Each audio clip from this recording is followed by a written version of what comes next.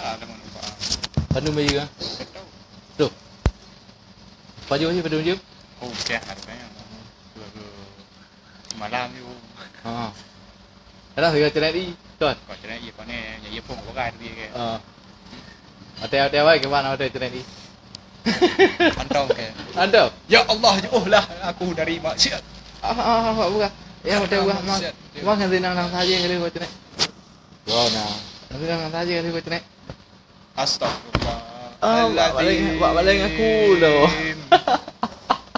Ingat, dunia ini diambang kiamat. Ingatlah pada Allah Subhanahu Wa Taala. Mau ada malam sejuk ke mana? Malam lekat. Apa lagi apa? Buat lagi apa? Ya. Kadang-kadang nembok gak banyak nak dosa. Ya. Betul. Kan dosa yang namanya nak mata, nak dosa apa, tadi. Segala dosa. Ya. Masa baru buat dosa. Namanya karena ibadat si dosa saya. Ya betul ya. Kan? Ya. Apalagi tak kerja ke jadi dosa saya ada semayang hana keng gugop lo. Akhirnya dia kayak kumpu kau ama bang kerja lo mana bayi ke ju. Kayak lo. Kau hal dia nak le. Ayam saya kau okey. Dia tunggu film gugop. Berapa ayam kak ni? Taruh kerja kak berapa ayam kak ni? Macam. Yang enggak materi. Enggak luar kayak gitu. Kayak enggak jadi kau jai. Tak nak Ramadan wow. Wah kayak ni.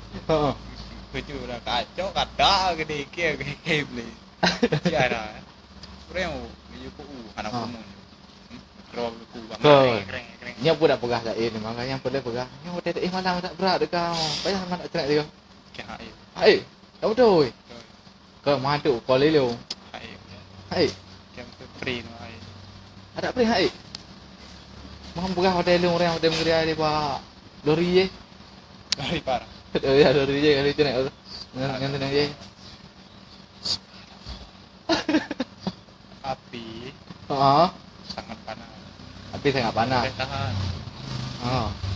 Kalau kita buat maksiat, nanti hari akhirat kita dalam neraka itu sangat pedih. Cuman sengsara. dia kan ngerasan kali. Oh, hati nak ngerasan. Jadi sembahyang mak dia. Insyaallah. Ni nama nanti tu.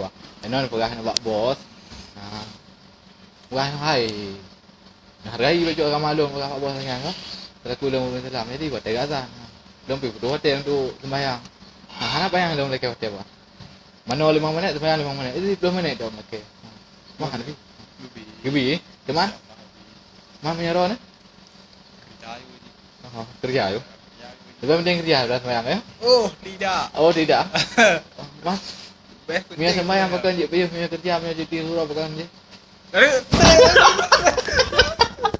Ini ada orang punya